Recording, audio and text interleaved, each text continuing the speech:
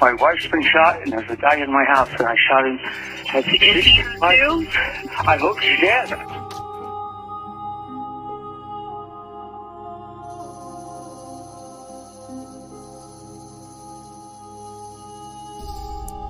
Hola a todos, yo soy Julia y hoy os traigo un caso estadounidense que hace mucho que no subo un caso de allí. Una historia tremenda que te deja la mayor parte del tiempo pensando, pero ¿qué? Esto no puede ser, esto no puede pasar, es una broma. Pero no, es cierto, este hombre existe y todo lo que cuento que pasó es verdad. Para que os hagáis una idea de lo que hablo, cuando al protagonista del caso de hoy le condenaron a la pena capital, lo único que dijo es que se alegraba porque en el más allá podría volver a mantener relaciones con todas sus esposas muertas. ¿Cómo te quedas? Bueno, pues en el vídeo te lo cuento todo, así que ya sabes, si quieres saber más, sé bienvenido. Aprovecho para agradeceros que veáis mis vídeos y ya sabéis que si os gustan, os podéis suscribir, dejarme un like, activar la campanita, comentar, compartir y todas estas cosas, que como vosotros ya os sabéis, no me enrollo más y vamos con la historia. Nuestra historia comienza el 8 de mayo de 2008, una noche aparentemente tranquila en Las Vegas, Nevada, Estados Unidos. Sin embargo, para Thomas Randolph y su esposa Sharon, aquella sería una noche de todo menos tranquila. Alrededor de las 8:45, la línea del 911, el teléfono de emergencias estadounidense, recibió una llamada bastante nerviosa en la que se notaba el pánico y que marcaría el comienzo de una serie de acontecimientos un tanto confusos. Thomas Randolph, como habéis oído en la grabación del comienzo del vídeo, entre jadeos y nervios, transmitía una escena bastante caótica. Según contó Thomas, esa noche él y Sharon habían regresado de una salida nocturna para celebrar el Día de las Madres. Habían cenado en un casino cercano y al volver a casa, Thomas estacionó el coche en el garaje, mientras Sharon entraba primero y se dirigía al dormitorio. Para llegar allí, Sharon tenía que caminar por un pasillo que estaba justo a la entrada de la casa. Thomas entró menos de un minuto después y la encontró tendida en el suelo en un estado bastante grave. En un principio, Thomas, o Tom, como le llamaba todo el mundo, pensó que Sharon había tropezado o que había tenido una mala caída y la llamó varias veces, pero ella ni respondió ni se movió. Fue en ese momento cuando se dio cuenta que había alguien más en la casa. En la habitación que se encontraba al final del pasillo vio una sombra que se movía y eso le hizo sentirse bastante incómodo. Así que decidió ir a buscar un arma que tenía en casa para su protección y sin pensarlo mucho, decidió perseguir al intruso. Pero no solo le persiguió, también le disparó mientras el intruso llevaba un pasamontañas en la cabeza.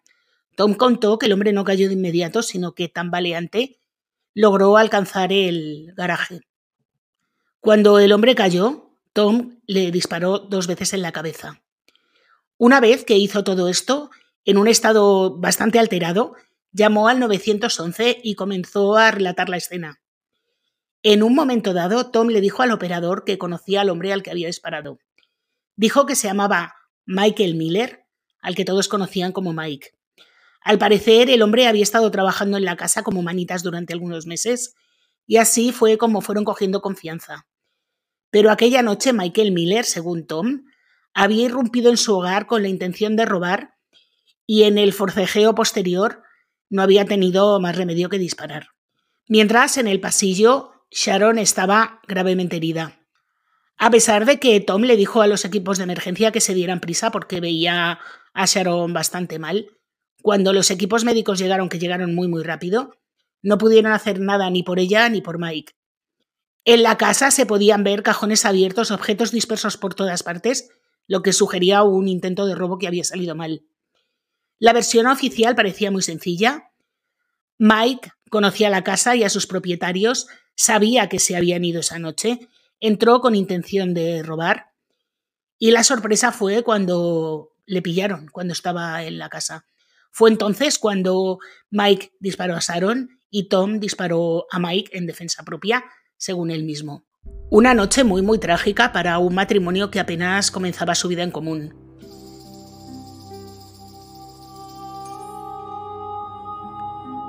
Sharon y Tom se habían conocido por internet en un sitio de citas, en Match.com, apenas un par de años antes, concretamente en 2006, después de que Sharon quedara viuda de su segundo esposo en el año 2005, tras 27 años de matrimonio. Aunque había vivido durante toda su vida en Nueva Jersey, tras enviudar se había mudado a Las Vegas junto a su hija pequeña, Colleen, donde encontró un buen trabajo como peluquera. Fue entonces cuando conoció a Tom, que parecía ser exactamente lo que Sharon estaba buscando. Mostraba a sus amigas fotos de su nuevo novio aventurero y apuesto posando en una moto. Y Tom era un tipo bastante peculiar en todos los sentidos. Tenía un pelo rubio larguísimo, casi blanco, que le caía con rizos hasta la mitad de la espalda. Era un fanfarrón y bastante presumido. Y tanto a sus amigas como a su hija Colleen no les gustó lo más mínimo.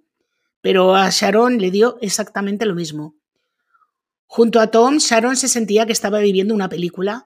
Salían en barco, en moto, iban a conciertos, restaurantes y pocos meses después de comenzar a salir, en el año 2006, durante un crucero por Baja California, Tom y Sharon decidieron casarse. Les casó el capitán. Fue una sorpresa enorme tanto para amigos como para familia, pero a Sharon se la veía muy muy feliz. Al año siguiente, en 2007, reafirmaron sus votos en Las Vegas y un año después ocurrió lo que os he contado al principio.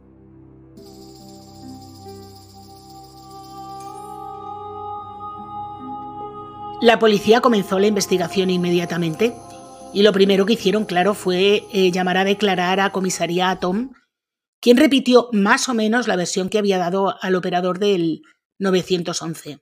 Y digo más o menos porque la versión que dio al operador, Tom dijo que había escuchado un disparo.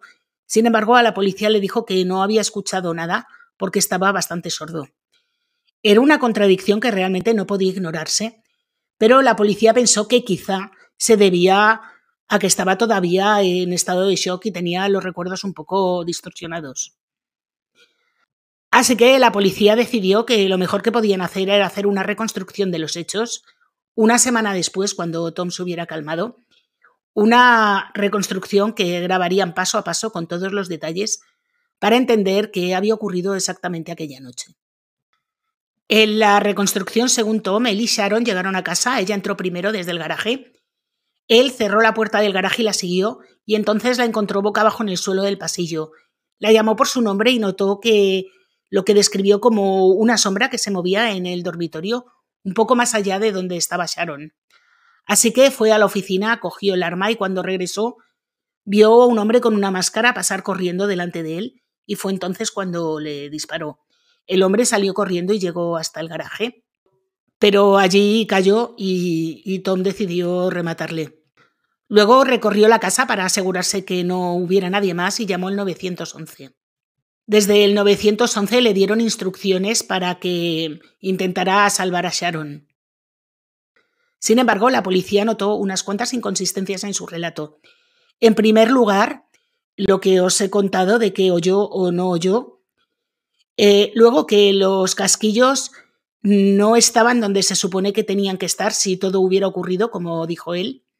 Y lo último y más importante es que si el hombre corrió con la máscara puesta y él le remató, esta máscara debería tener unos agujeros y la máscara estaba junto al cuerpo del hombre y sin agujeros. Además, también había una cierta inconsistencia en la línea de tiempo, porque la policía hizo una reconstrucción del tiempo que se tardaba desde el casino donde cenaron hasta la casa y debieron llegar a eso de las 8:30. Sin embargo, Tom no llamó al 911 hasta las 8:45, 15 minutos después. Y en todo ese tiempo no intentó darle primeros auxilios a su mujer. Lo hizo solo después de que el 911 le dijera que lo hiciera. Y si la policía tenía dudas, la hija de Sharon, Colleen, ni os podéis imaginar. Cuando llamó a Tom, él simplemente le dijo que Mike había acabado con ella y colgó. Aún así, ella no cortó completamente el contacto para no levantar sospechas, pero se enteró de que Sharon había cambiado su testamento y le había dejado todo a ella, excluyendo a Tom del mismo. Cuando Tom se enteró, se enfureció, dejó mensajes muy desagradables a Colleen y le dijo que tenía derecho a la mitad de la casa. Y aunque luego se disculpó, la relación con Colleen se volvió bastante mala y Colleen incluso llegó a cambiar las cerraduras de la casa. Todas las evidencias forenses decían que la historia de Tom no cuadraba con lo que habían encontrado. Así que la policía empezó a desconfiar de él y pensó que lo que había ocurrido es que Tom y Mike estaban compinchados, que Mike había acabado con Sharon y para que éste no hablara y encubrir lo que había hecho, Tom acabó con Mike. Una amiga de Mike le dijo a la policía que éste le había confesado que Tom le había pedido que acabara con su mujer. El hermano de Mike también confirmó que Tom le había dado un arma. Todo esto evidentemente apuntaba a que no fue un robo interrumpido, sino algo premeditado. ¿El motivo? Pues evidentemente el dinero. Tom había contratado 4 pólizas de seguro de vida a nombre de Sharon, que en total sumaban alrededor de $350,000. Y en un más a más, la policía pensó que no es que Tom necesitara dinero y que todo esto le había surgido de la necesidad. ¿Qué va? La policía pensaba que se casó con Sharon con la intención de hacer todo eso desde el primer día. Y que luego conoció a Mike, se ganó su confianza y fue cuando le pidió que hiciera el trabajito. Y aunque la policía tenía pruebas, más o menos, y sabían perfectamente cómo había pasado todo, necesitaban pruebas verdaderamente irrefutables, porque cuando fueron a hablar con los fiscales, estos les dijeron que no estaban convencidos del todo y que necesitaban alguna prueba que pudiera convencer al jurado más allá de toda duda razonable. Así que la policía no tuvo más remedio que seguir investigando, pero como en el lugar de los hechos ya habían sacado todo lo que podían sacar, lo que decidieron hacer fue investigar el pasado de Tom, a ver si había algo en su historial que le pudiera hacer parecer un poco más culpable. Pero lo que encontraron no fue un poco más, fue... vais a alucinar. Sharon era la 6ª esposa de Tom y de esas 6 esposas, 4 habían muerto. Esto ya era sospechoso, pero lo más sospechoso de todo fue que Tom ya había sido juzgado por acabar con la vida de una de sus esposas anteriores. Y digo juzgado que no condenado. Pero vamos a conocer la historia de Tom.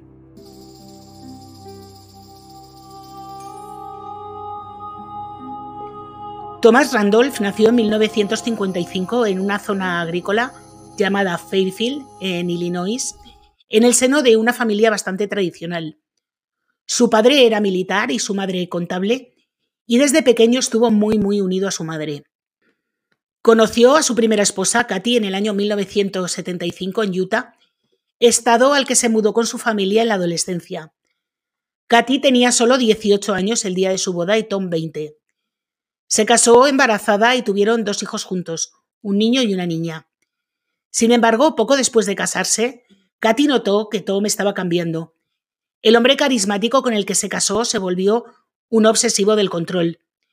Quería que Katy hiciera exactamente lo mismo que él decía y no toleraba ni el más mínimo cambio ni que las cosas no salieran como él decía.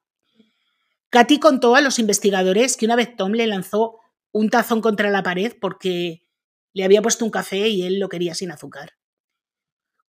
Y este tipo de cosas. Le contó más, pero este es bastante alucinante. Como te puedes imaginar, el matrimonio se deterioró muy rápidamente porque, además del control, Tom empezó a salir con otras mujeres a consumir sustancias e incluso a venderlas.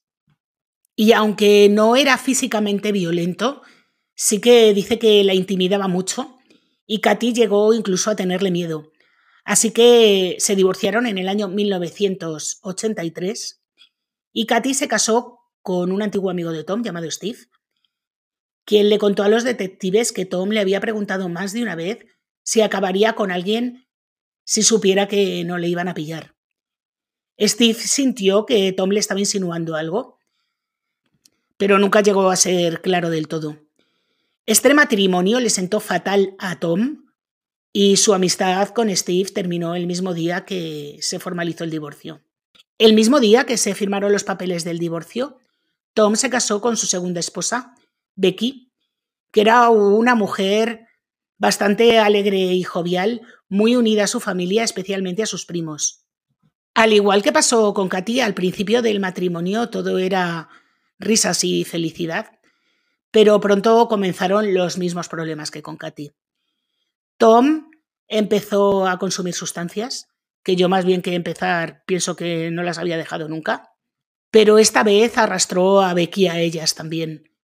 Luego empezó a engañarla con otras mujeres y convirtió la vida de su mujer en un auténtico infierno. Además de todo esto, el dinero era siempre un problema en la pareja porque Tom no lograba mantener trabajos estables. Siempre tenían que estar pidiendo dinero prestado a la familia, aunque los pagos de las pólizas del seguro de vida de Becky, 3 en total, nunca se retrasaron. Y aunque Becky sabía que la relación con su marido estaba completamente rota, le dijo a su familia que tenía miedo de dejarle porque no sabía qué podía hacerle. Becky llegó incluso a llamar a Katy para pedirle consejo y Katy le dijo que huyera lo más rápido que pudiera. Pero Becky no supo o no pudo hacerlo y se quedó con él.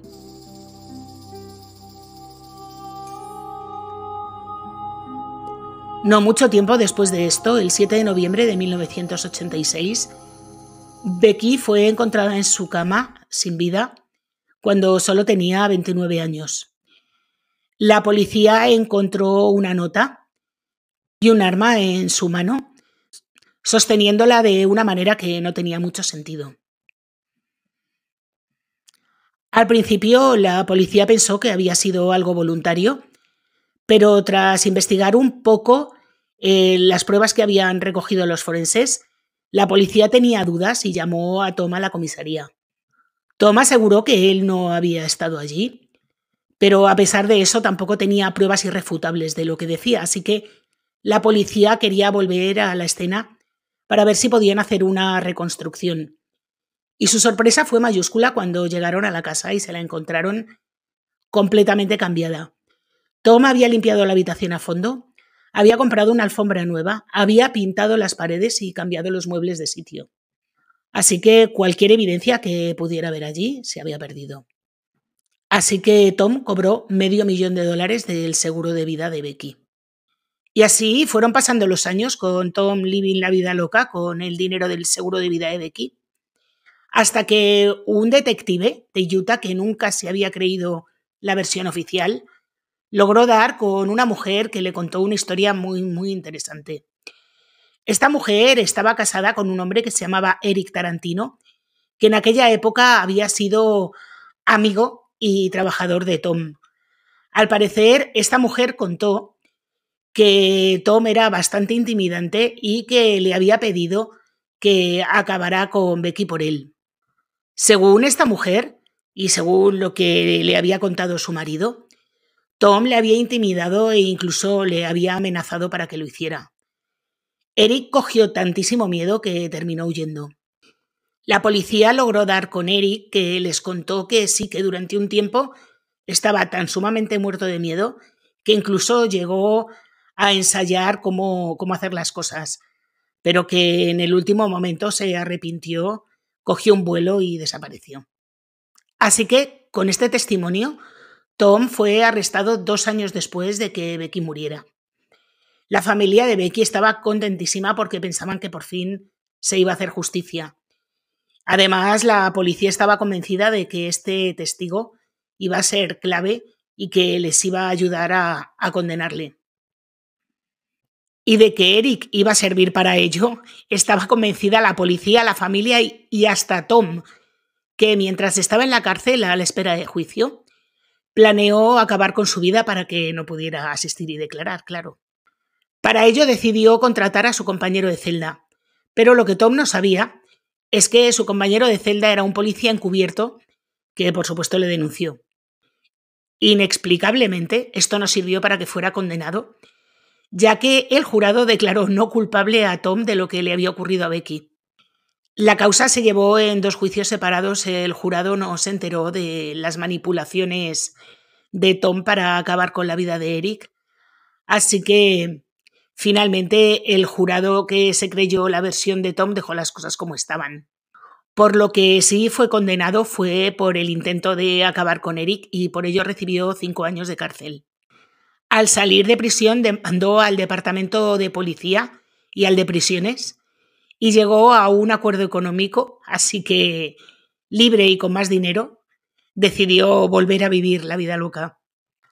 ¿Os acordáis al principio en la introducción que os he dicho, pero ¿cómo es posible esto? ¿Pero cómo a este hombre no le condenan? Pues así fue. Este hombre se creía completamente inmune a todo y además es que tenía una cara dura increíble, demandaba a cualquiera y se presentaba ante los demás siempre como la víctima, no como el verdugo. Y así fue, después de recibir la indemnización de prisiones y de la policía, como conoció a su tercera esposa, que se llamaba Leona, con la que se casó en 1994. Esto ocurrió el mismo año en que salió de la cárcel, no perdió mucho tiempo. Cuando la gente le preguntaba por qué se casaba tanto, él decía que es que era un romántico, que estaba enamorado del amor. Es posible ser más hortera, pero es complicado, ¿eh? Después de casarse, la pareja se mudó a Indiana para empezar de nuevo, lejos de todos los rumores que le rodeaban.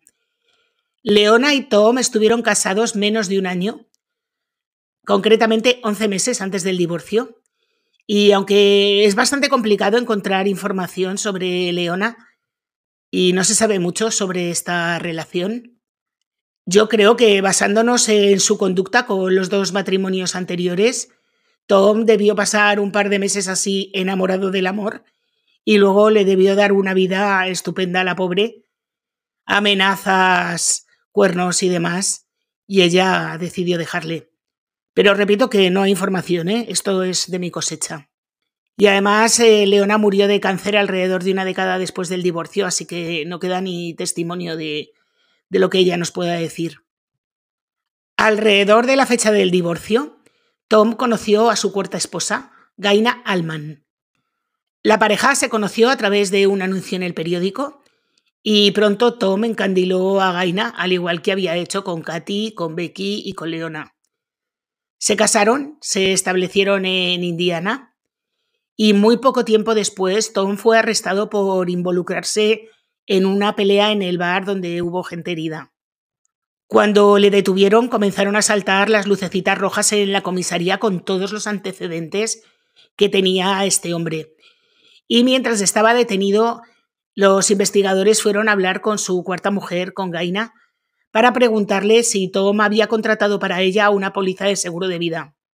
Y la mujer inocentemente les dijo que sí, que Tom había contratado una póliza para ella nada más casarse. Los agentes no pudieron quedarse callados y le contaron a Gaina que Tom había sido arrestado, aunque absuelto, por acabar con la vida de su mujer en Utah y que también había cumplido condena por lo de Eric Tarantino. Por supuesto, Tom no le había contado nada de esto a Gaina, porque claro, si no, no se presentaría como el romántico enamorado del amor completamente inofensivo. Bueno, por lo que fuera, Gaina decidió no dejarle y cuando Tom salió de prisión, porque salió absuelto del juicio este por la pelea en el bar, una vez más, pues al parecer a las pocas semanas estaban en casa y Tom estaba con el arma encima de la mesa limpiándola y, oye, casualidades de la vida, se disparó sola. Entre lo que le había contado la policía y esto, Gaina cogió sus cosas y corrió sin mirar atrás. Nunca creyó que aquello hubiera sido accidental y sabía que estaba en peligro. Dice que incluso una vez, después de la separación, Tom la persiguió con el coche y ella pasó un miedo horrible. Y como todo en la vida de este hombre es cíclico, apenas unas semanas después del divorcio con Gaina, Tom conoció a su quinta esposa, Frances. En solo 6 meses logró que Frances se divorciara y se casara con ella. Esto ocurrió en el año 1997. Frances era una mujer dulce, amable y divertida, según su hija Rachel, con la que estaba muy unida. Una niña que estaba muy feliz de ver a su madre recuperar la sonrisa porque al parecer con su padre no lo había pasado muy bien. Rachel cuenta que al principio del matrimonio con Tom era un hombre encantador que apoyaba un montón a su madre, y no solo a su madre, sino a ella también. Pero dice que poco a poco notó que cada día discutían más. ¡Qué sorpresa! Y para agravar un poco más esta situación de inestabilidad que Rachel notaba que iba viviendo su familia, Tom no hacía más que insistir a Frances para que se operara de una afección cardíaca con la que había nacido y con la que llevaba conviviendo mucho tiempo. Es verdad que es una cosa que tenía que haberse planteado hace ya tiempo, pero le daba tanto miedo que no quería hacerlo. Finalmente, Frances, 7 años después de casarse, decidió que había llegado el momento de operarse. La operación fue bien al principio y Frances parecía recuperarse.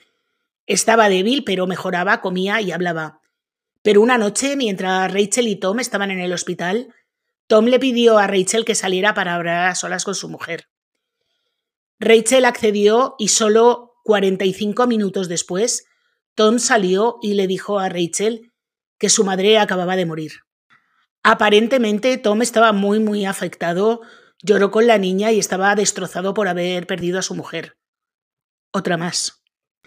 Sin embargo, cuando le dijeron que si querían que le hicieran la autopsia, se negó de inmediato porque dijo que no quería que la cortaran. Y no solo eso, sino que pidió que cremaran el cadáver, cosa que se hizo en menos de 24 horas. A mí me parece alucinante que el hospital no levantara ningún acta sobre esta muerte tan extraña. También es verdad que ellos no sabían lo que había hecho Tom con anterioridad, pero no sé, que no sintieran la necesidad de investigar un poco más. Pero es que en el colmo de la desvergüenza de este señor, no solo cobró el seguro de vida, claro, sino que además demandó al hospital por muerte por negligencia y flipad porque ganó. El seguro de vida de Frances, en teoría, era para que sus hijos pudieran llevar una vida más o menos cómoda después de su fallecimiento. Pero, por supuesto, Tom no le dio ni un solo duro, no solo a Rachel, sino a su hermano tampoco, a ninguno de los dos. Fue entonces cuando la familia comenzó a sospechar muchísimo y fueron a la policía para contarle todas estas cosas. Pero la policía sin pruebas no pudo hacer nada hasta que los detectives de Las Vegas comenzaron a escarbar un poco en el asunto. Fue entonces cuando encontraron a un hombre que se llamaba Glenn Morrison, que afirmó que mucho tiempo antes de la operación de Frances, Tom le había propuesto un plan. Glenn debía entrar en la casa, simular un robo, acabar con Frances, disparar a Tom en una pierna y luego huir en el coche. ¿Os suena de algo? Porque, en fin, se parece peligrosamente a lo que le pasó en su casa en Nevada. Bueno, el caso es que este tal Glenn se negó a hacer esto, no quería acabar con la vida de nadie. Así que Tom decidió optar por el plan B, que es convencer a Frances para que se operara y no sobreviviera. La policía está convencida de que la muerte de Frances no fue culpa de la operación, sino que fue por la mano de Tom. Tom repetía el patrón una y otra vez y siempre salía impune. Encontraba una mujer, se casaba, contrataba un seguro de vida, luego trataba de manipular a alguien para que acabaran con ellas y, aunque solo tuvo éxito una vez, se buscó la vida para que al final siempre pudiera cobrar el seguro de vida. A la policía le llevó un montón de meses reunir toda esta información y con toda la información que reunieron volvieron a hablar con los fiscales de Las Vegas y en esta ocasión sí, los fiscales accedieron a arrestar a Tom. Y bueno, antes de continuar os voy a hacer un pequeño resumen para que pongamos en perspectiva todo lo que ha hecho este señor, porque tiene tela.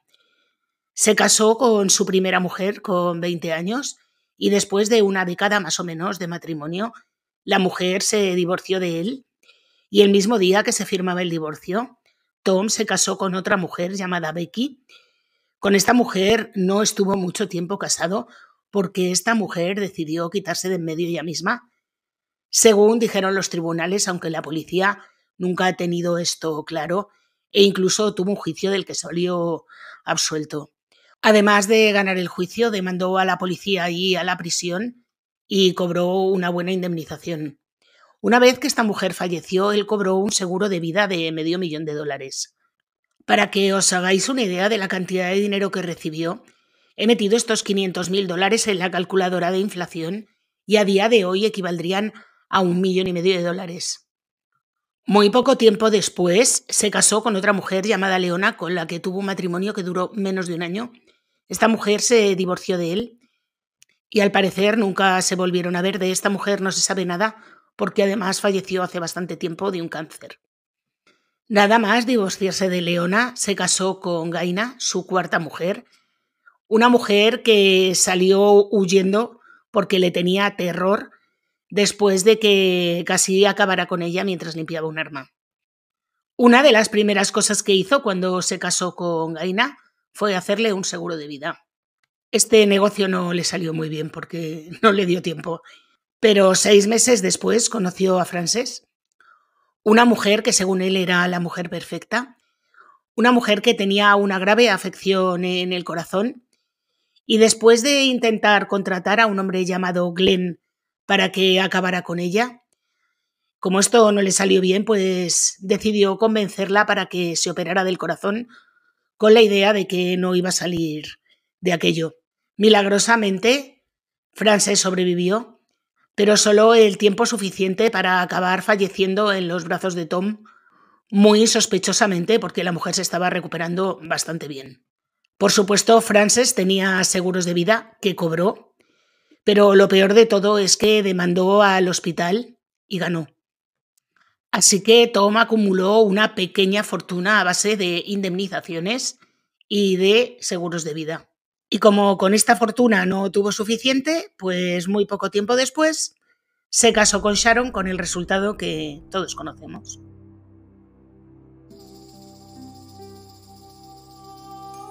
Ocho meses después de la muerte de Sharon y Mike, el 7 de enero de 2009, Tom fue arrestado oficialmente en casa de su madre en Clearfield, Utah, y cuando llegó la policía, él tenía una de las manos en una posición un poco complicada. La policía pensaba que estaba armado, así que decidieron utilizar una taser contra él para evitar que lastimara a nadie.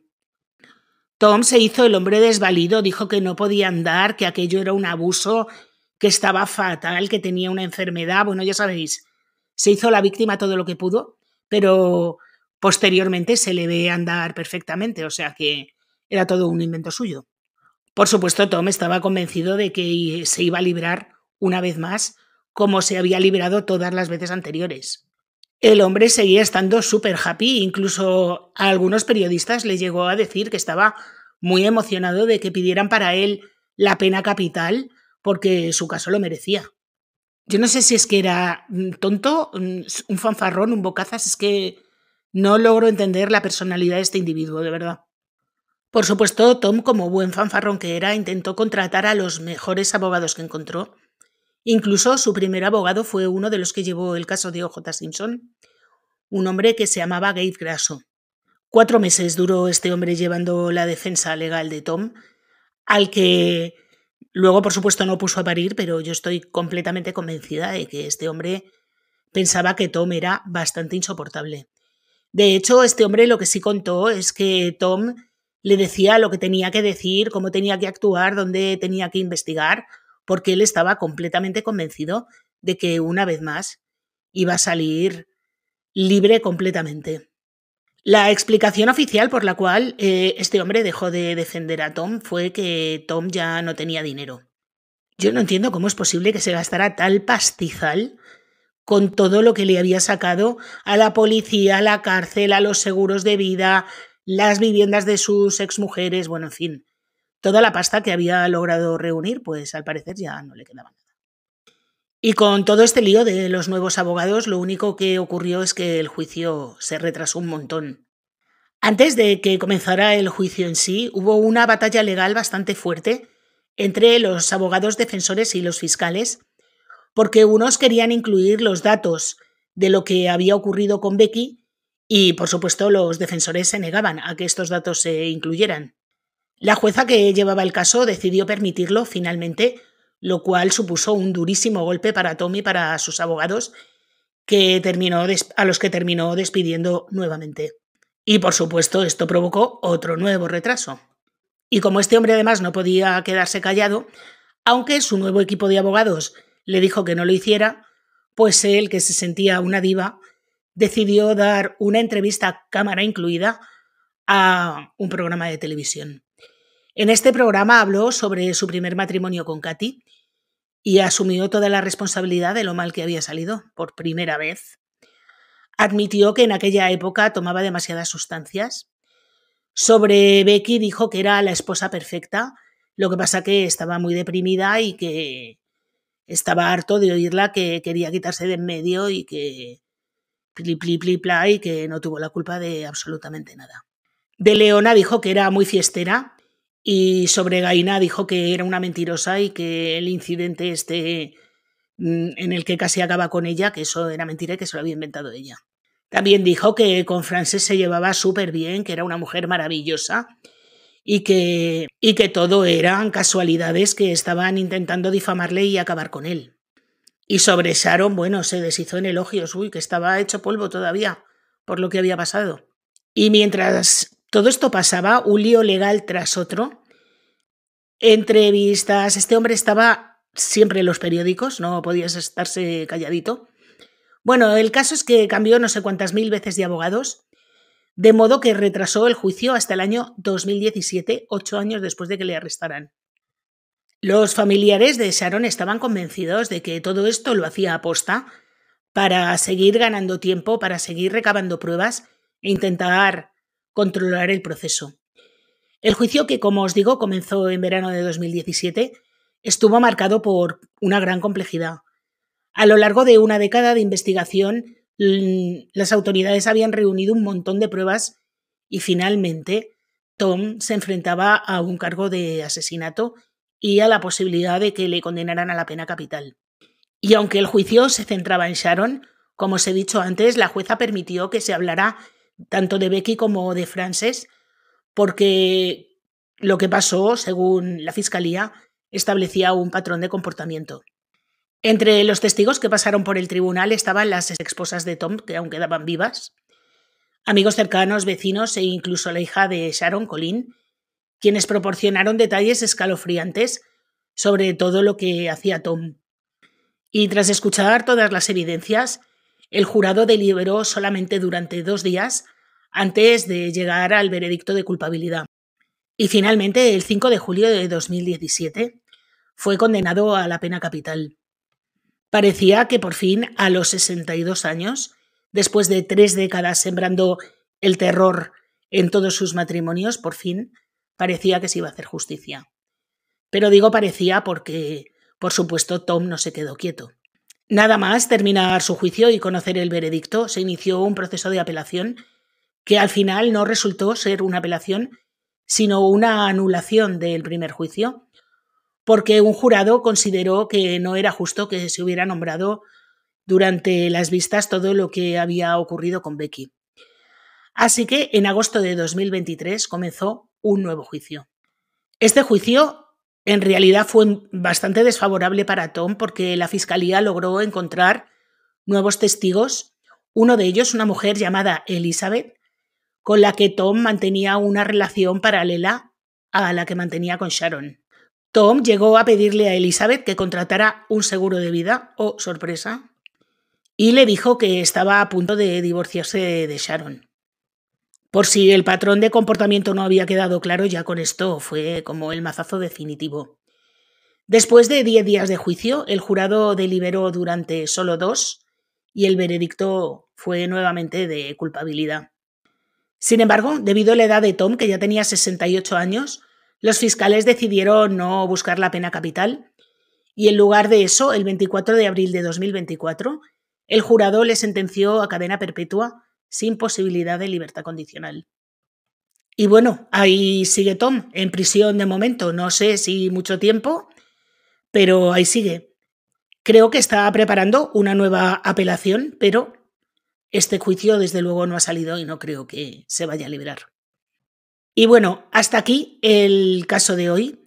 Un caso que a mí me parece terrible, durísimo, con un hombre que da una grima horrible. Yo no sé cómo nadie podía considerar atractivo a este individuo, especialmente porque cada vez que abría la boca era... Decía unas cosas, era un bocazas, así para empezar, un fanfarrón, un presumido y un mentiroso. Pero es que decía... Se las daba de cosas que no eran. Iba de hombre cultivado cuando no lo era, iba de espíritu libre cuando no lo era, iba de generoso y romántico cuando en realidad era un abusador y un maltratador de libro. En fin, un horror de sujeto. Finalmente, los únicos que pudieron hablar bien de él fueron sus familiares más directos, especialmente su madre, que acudió al juicio con un respirador para hablar bien de él, pero poca gente más encontraron que hablara bien de este señor. Y bueno, en fin, como os digo, que este hombre está muy muy bien en la cárcel, que espero que siga allí hasta el fin de sus días. Y con esto termino el caso de hoy. Si os ha gustado, por favor, dejarme un like, activar la campanita, comentar, compartir y todas estas cosas.